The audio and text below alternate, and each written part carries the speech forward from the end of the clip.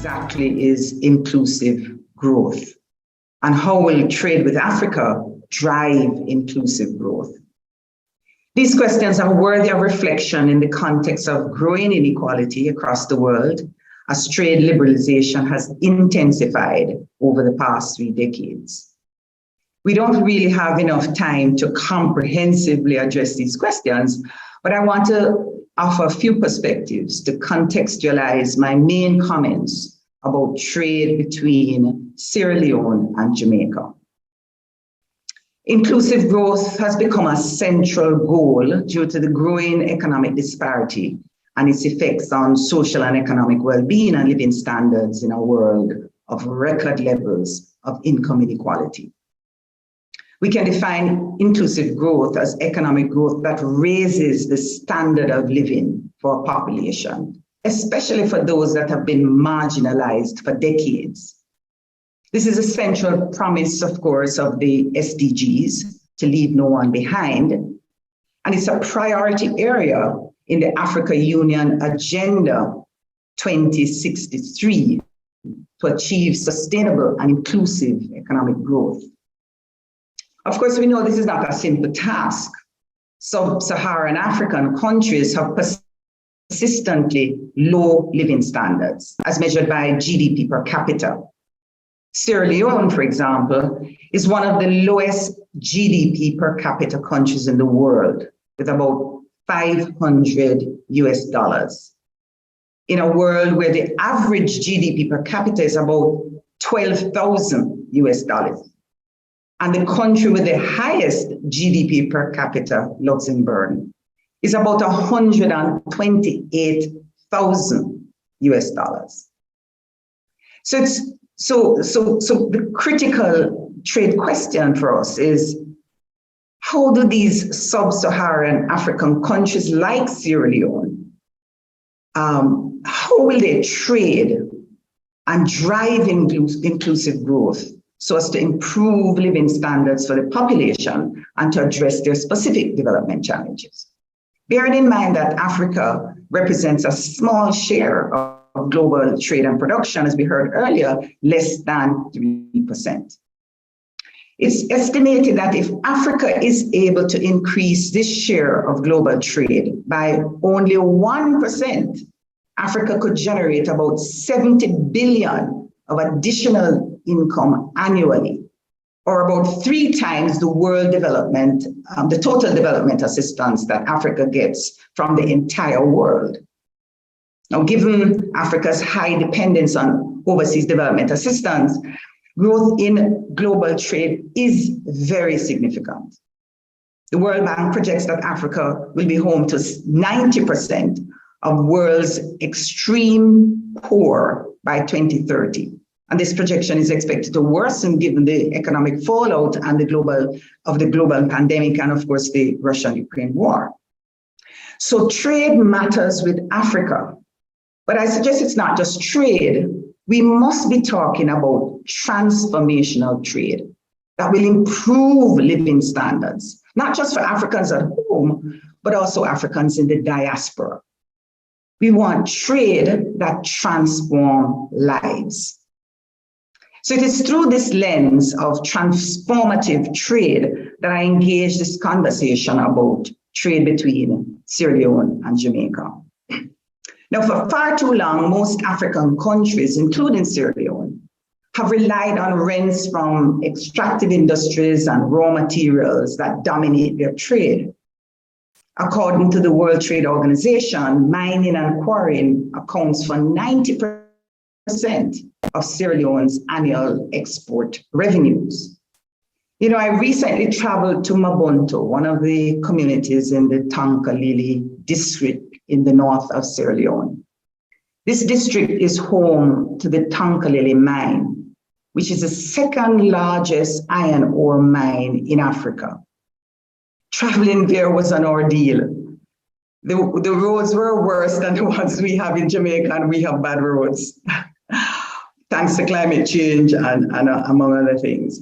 But the absence of schools, health facilities in the midst of dire poverty was a first-hand experience that the dominance of the traditional extractive industries have not led to transforming lives and improving living conditions in the communities from which the mining industries have benefited.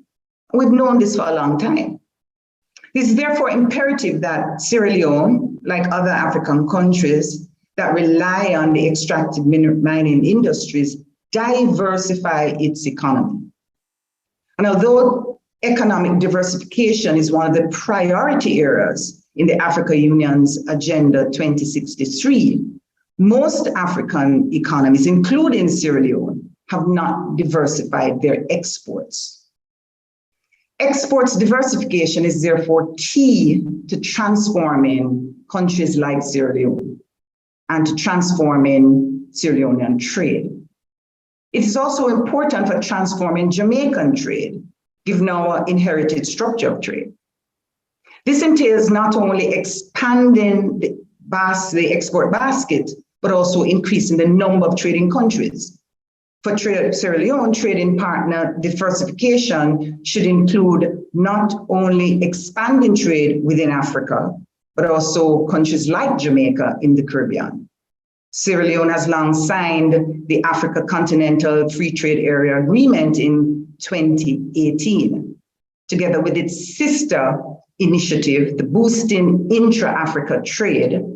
The value of exports is expected to significantly increase in countries across Africa, and Mr. Patterson, I dare say, a CARICOM, African Continental Free Trade Area Agreement, we expect that the value of exports would also increase across the Caribbean.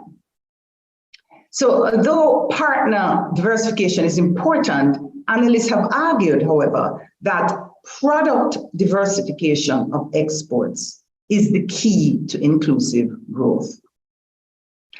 Analysts have also argued that the increase in export diversification is positively correlated to intra-industry trade. This is import and export of similar goods within the same industry, and vice versa. And importantly, intra-industry trade is more beneficial than the traditional inter-industry trade that have dominated Africa, where we sell the gold and iron ore and other minerals, and we import tractors and computers, cars, etc. So it is this transformational trade that we must pursue, focusing on the trading of goods and services within industries so as to boost the scale of product differentiation and export diversification. This is important because inter-industry trade accounts for the greatest share and the fastest growing component of global trade. So inter-industry trade between countries like Sierra Leone and Jamaica can produce economic gains because it allows entrepreneurs to learn from each other and to innovate in creating products within the same industry. For example, if our Jamaican musicians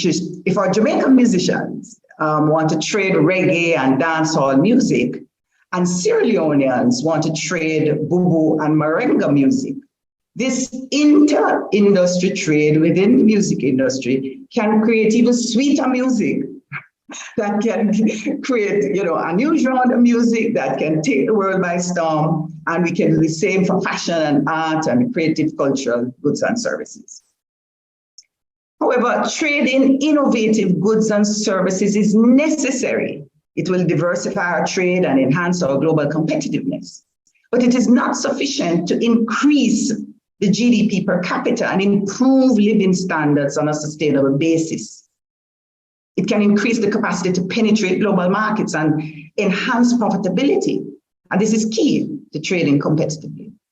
But it also can reproduce and perpetuate our inequality. So there's recent analysis that I've done with my colleague, Professor Vanus James, using data from 128 countries that suggests that if countries want to grow GDP per capita, countries must simultaneously do three things.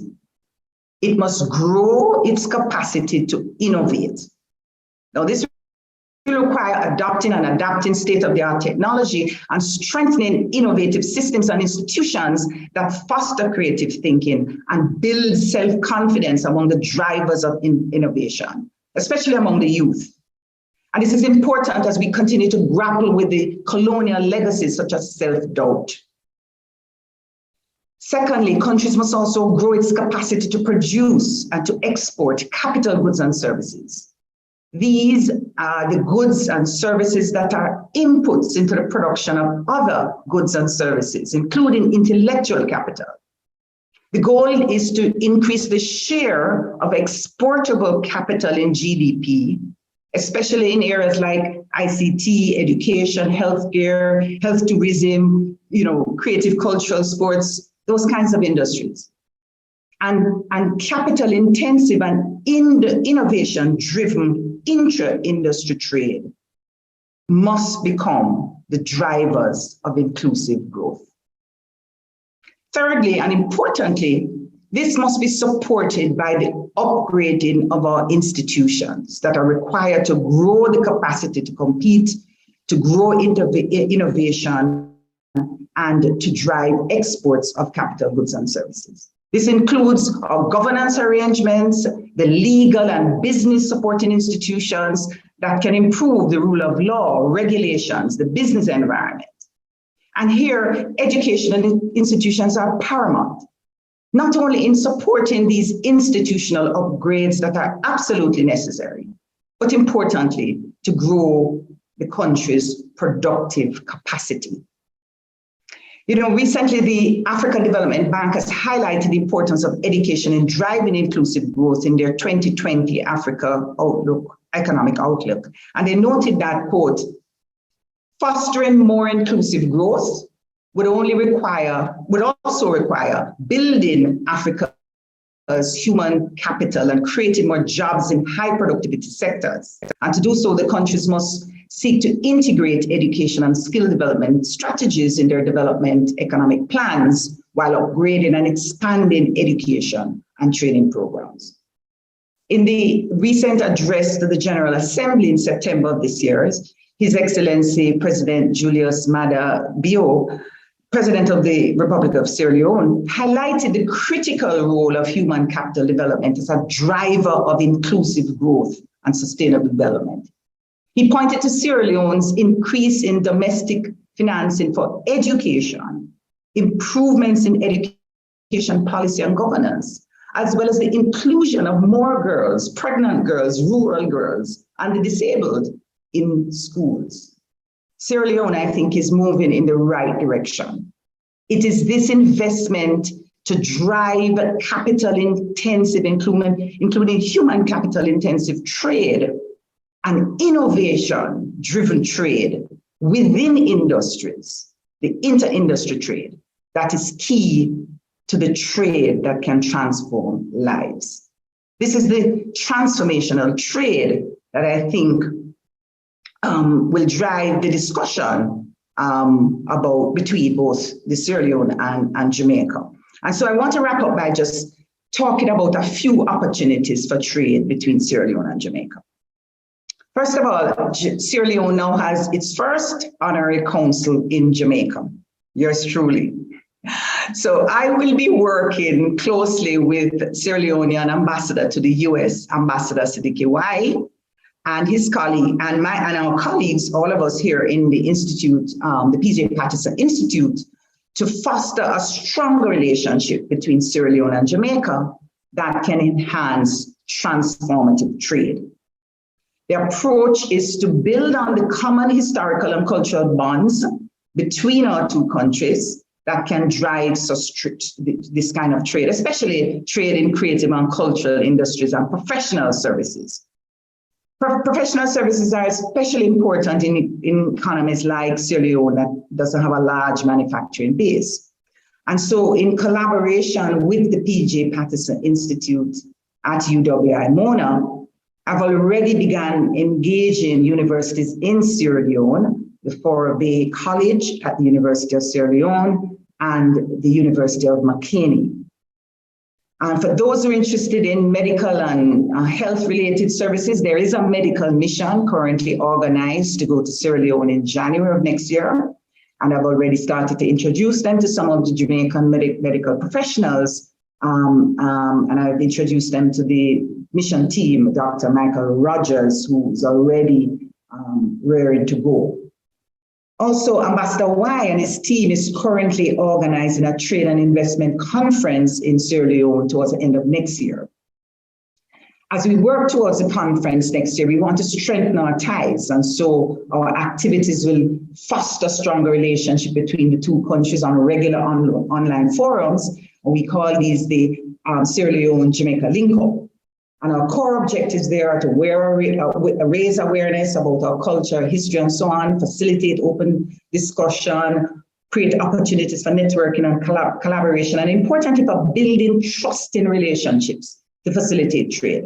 Our first online forum is going to be Monday, November 28th, and we have 3 distinguished professionals exploring Sierra Leone historical and cultural ties with Jamaica. And I'll just drop that to the chat for those who want to see that. And finally, I'll be opening the Sierra Leone Honorary Council in Jamaica in February the 9th. And we want to use this opportunity to roll out a week of exciting activities showcasing Sierra Leonean products at Jamaica's Kingston Night Market. This will take place on February 7th on Tuesday. And on February 8th on Wednesday, the PJ Patterson Center will be hosting an African Caribbean Trade Forum. And this will provide another opportunity for us to discuss the Sierra Leone Jamaica trade. And all of this is taking place during Reggae Month. And so it will be truly a week of spectacular activities. Don't want to miss it. I want to say I am excited about the trade possibilities between Sierra Leone and Jamaica. And if you're excited, you can email me at Sierra Leone Consulate Jamaica at gmail.com.